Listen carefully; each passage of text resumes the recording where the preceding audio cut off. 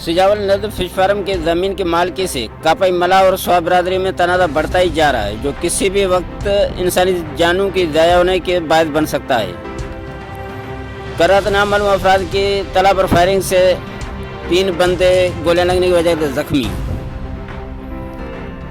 हुए थे। उधर एडवोकेट गुलाम रसूल सो इल्ज़ाम लगाते हुए कहा कि सारे मामले में साबिक़ ज़िले नाज़िम से शफ़क़त हुसैन शाह शिराज़ी का हाथ है।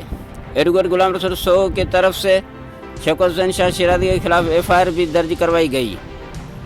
उधर मला बरादरान का कहना है कि हमारा किसी भी सियासी पार्टी से कोई तल्लुक़ नहीं है, हम अपने हक़ के खातिर बात उठा रहे हैं। दूसरी तरफ सेशन कोर्ट छठा साबिक़ ज़िले नाज़िम से शफ़क़त हुसैन शाह शिराज़ी की ज़मानत मंजूर कर दी है। कोर्ट से बाहर आते हुए साबिक़ ज़िले नाज़िम से शफ़क़त हुसैन शाह शिराज़ी ने साफियों से बातचीत करते हुए कहा कि सारे मामले में शिराज़ी बिरादरी को कोई इल्म नहीं है।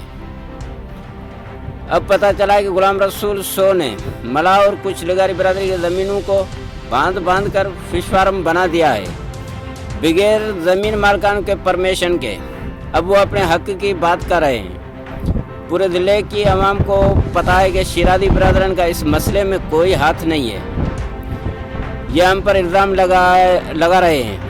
ज़िले सिजावल में शिराज़ी बिरादरान की सियासत को दाग लगाने की कोशिश की जा रही है। Ghulam Mustafa Zohar, bureau chief, city 1 news, Sujawal.